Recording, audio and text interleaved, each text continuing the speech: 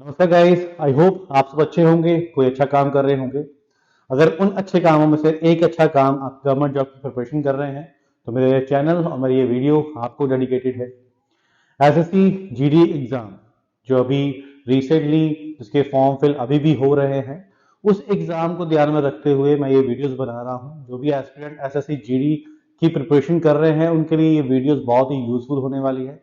बाकी और भी जो एग्जाम की प्रिपरेशन कर रहे हैं उनके लिए भी ये वीडियोस इंपॉर्टेंट है, क्योंकि मैं जो भी कंसेप्ट समझा रहा हूँ ऑलमोस्ट सारे एग्जाम में वो कवर होगा।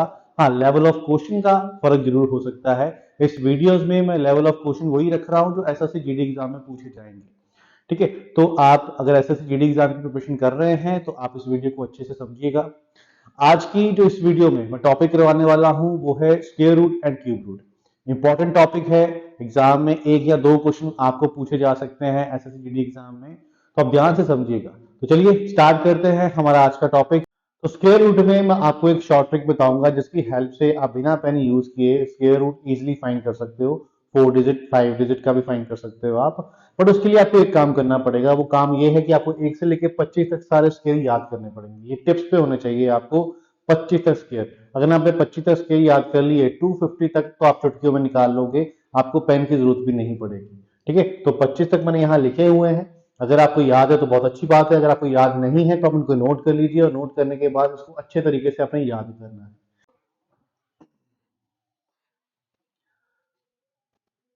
तो चलिए एक नंबर देते हैं, उस नंबर की हेल्प से मैं आपको बताता हूँ कैसे हम इजीली स्क्वायर रूट फाइंड कर सकते हैं। सपोज करिए एक नंबर है मेरे पास 4096, मेरे को इसका स्क्वायर रूट फाइंड करना है। हिंदी में इसको बोलते हैं वर्गमूल। ठीक है, इसका वर्गमूल मेरे को ढूंढना है।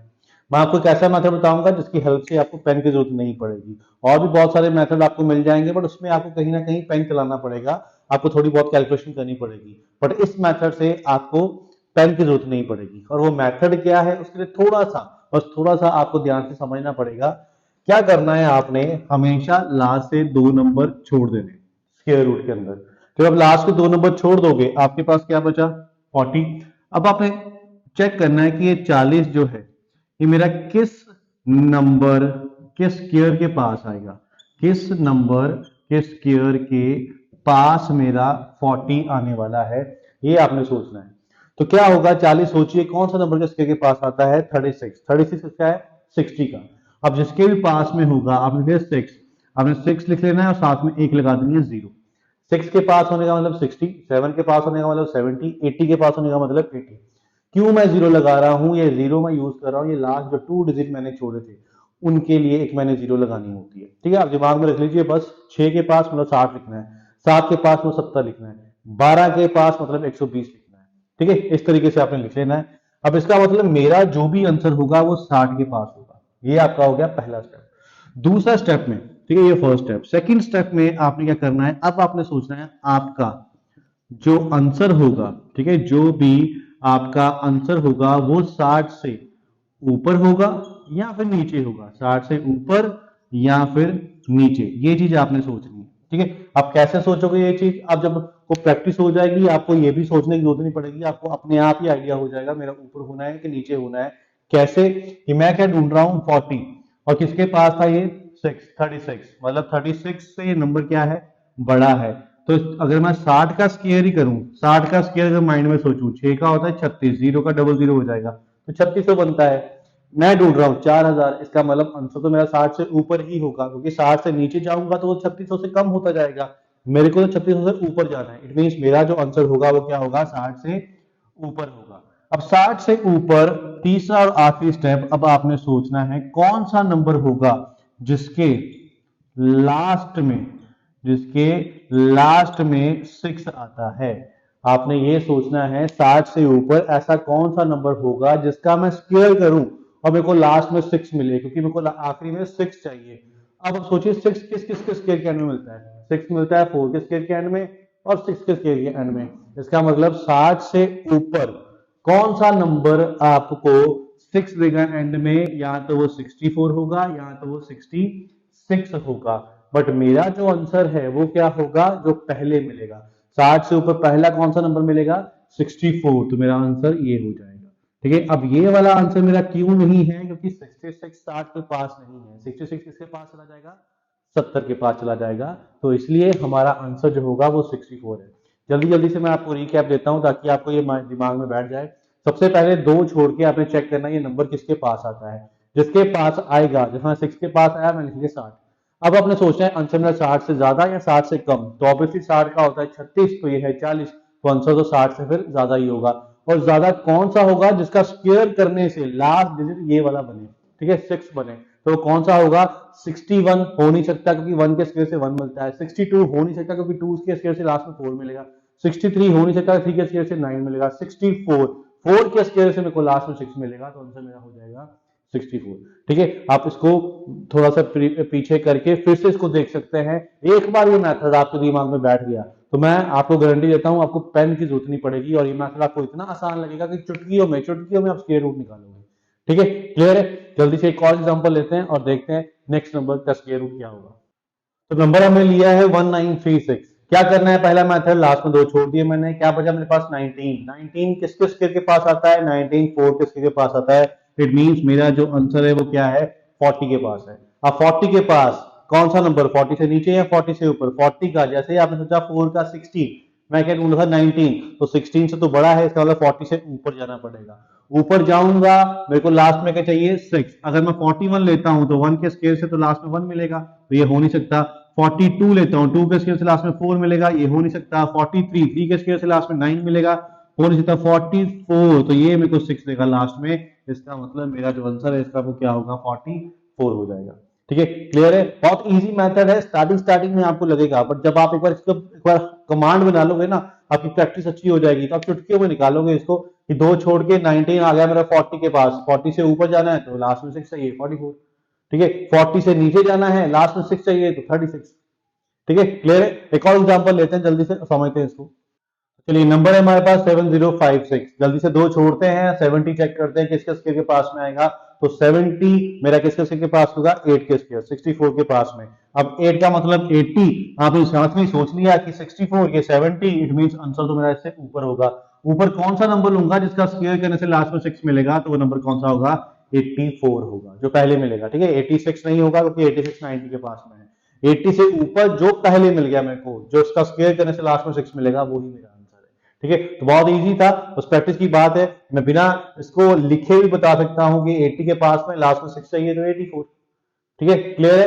अब आप सोच रहे हो कि सारे नंबर आप ऊपर जाने वाले ही बता रहे हो, नीचे जाने वाला भी कोई नंबर बताओ। तो अगला नंबर हम वही देखते हैं जिसमें हमको पीछे की तरफ जाना पड़ेगा। तो चलिए देखते हैं नेक्स्ट नंबर। तो नंबर है हमारा 7744। पहले तो मैं आपको ये बता दूं, बड़ा इंपॉर्टेंट नंबर है, बहुत रिपीट होता है ये नंबर 7744।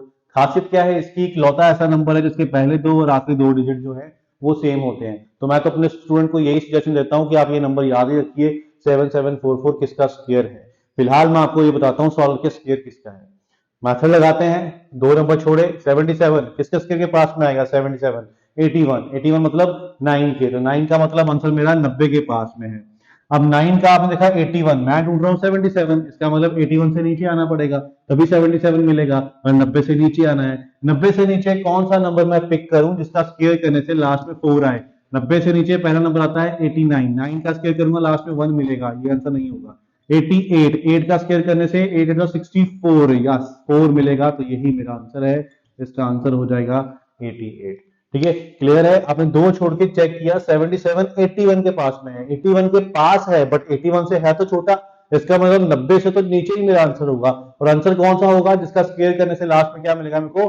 4 मिलेगा। तो आप भी इस नंबर को याद रखिए, 7744 किसका स्क्वायर है? 88 का स्क्वायर है। ठीक है, इंपॉर्टेंट नंबर है, बहुत रिपीट होता है, तो एग्जाम में आपको बार बार सोचना ना पड़े, आप तो याद रख लीजिए 88 का स्क्वायर 7744। ठीक है, क्लियर है? चलिए एक एग्जांपल और लेते हैं, फिर उसके आगे चलते हैं कि 5 डिजिट का एक एग्जांपल लेते हैं। आप ये भी सोच सकते हो कि 5 डिजिट का कैसे निकालेंगे, तो वो भी मैं आपको बताता हूँ।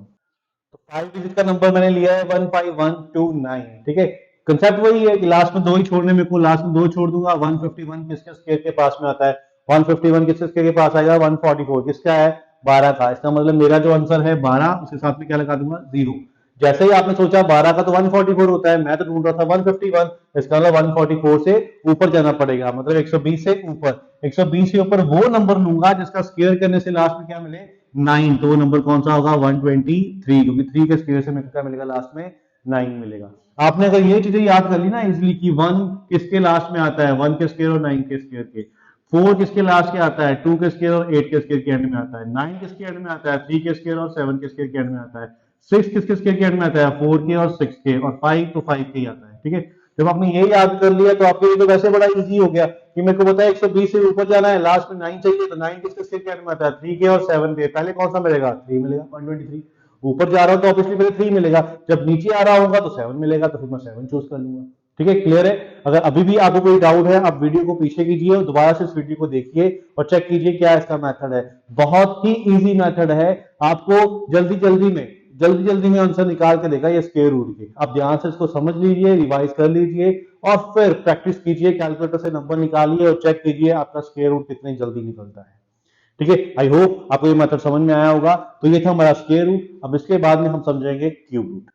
तो नेक्स्ट मेथड है हमारा क्यूब रूट का। जैसे स्क्वायर मैंने आपको बताया कि 1 से लेकर 25 तक याद करने हैं, वैसे ही क्यूब आपने 1 से लेकर 15 तक याद करने हैं। अगर आप 10 तक भी याद कर लेते हो तो तब भी बात बन जाती है कहीं ना कहीं, बट 15 तक याद कर लोगे तो आप जितना दूर तक याद कर लोगे उतना दूर तक क्यूब रूट निकाल सकते हो। डिपेंड करता है आपके ऊपर। अगर 10 तक याद करते हो तो 100 तक निकाल लोगे, 15 तक याद कर ले तो 150 तक निकाल लोगे। और ये मेथड बहुत ही इजी मेथड है, स्क्वायर रूट की तरह आपको थोड़ा सोचना पड़ता है, बट यहाँ पे आपको सोचना नहीं पड़ेगा। एक बार समझोगे आराम से सारा मेथड समझ में आ जाएगा। मैं आपको एक नंबर लेता हूँ, ये नंबर है हमारा क्यूब रूट का 262144। ठीक है, क्यूब रूट में आपको पता है यहाँ पे 3 लिखा होता है, कुछ ना लिखा होता है वो स्क्वायर रूट होता है। ठीक है, हिंदी में उसको बोलते हैं घनमूल। तो घनमूल हमने यहाँ पे निकालना है 262144 का। क्या करना है, जैसे स्क्वायर रूट था वैसे ही इसका भी कंसेप्ट है कि क्यूब है तो इट मींस हमको लास्ट में फिर 3 छोड़ने हैं। लास्ट में जब 3 छोड़ दोगे आपने लिखना है 262 किस नंबर के क्यूब के बीच में आएगा, किस नंबर के क्यूब के बीच में आएगा। ठीक है, बीच में आएगा। अब आप चेक कीजिए किसके बीच में आएगा ये 262, कौन से दो नंबर के क्यूब के बीच में आएगा। 262 में आता है 6 और 7 के क्यूब के बीच में आ जाएगा। जिसके बीच में आएगा उसका आपने छोटा डिजिट ही लिखना है, मीन 6 और 7 के बीच में से छोटे वाला 6, तो आप पहले लिख लेंगे 6। उसके बाद आपने ये चेक करना है कि इसका लास्ट डिजिट क्या है 4। तो सोचिए 4 1 से लेकर 10 तक किसके क्यूब के लास्ट में 4 आता है, तो 1 से लेकर 10 तक किसके क्यूब के लास्ट में 4 आता है, 4 के। तो फिर यहां पे मैं लिख लूंगा 4, बस ये मेरा आंसर है 64। ठीक है, स्क्वायर रूट में थोड़ी कंफ्यूजन इसलिए होती है क्योंकि 4 आपको 2 बार मिलता है, 2 के स्क्वायर में भी 8 के स्क्वायर में भी, बट यहाँ हर एक नंबर एक एक बार मिलेगा। 1 भी सिर्फ एक बार मिल रहा है, 8 भी एक ही बार मिल रहा है, 7 भी एक ही बार मिल रहा है, 4 भी एक ही बार मिल रहा है, हर नंबर एक बार मिलेगा। तो अगर मेरे को लास्ट में 4 चाहिए तो फिर लास्ट में 4 लिखना पड़ेगा, तभी 4 का क्यूब करने से एंड में 4 मिलेगा। क्लियर है, बड़ा इजी मेथड था। एक और नंबर लेते हैं और उसको समझते हैं फिर कैसे करेंगे।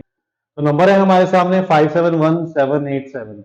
क्या करेंगे, लास्ट में 3 छोड़ेंगे, 3 छोड़ के बाद 571 किन दो नंबर को क्यूब के बीच में मिलेगा, मेरे को 8 और 9 के बीच, जिसके बीच मिलेगा उसका क्या लिखना है, मेरे को छोटा डिजिट लिखना है 8।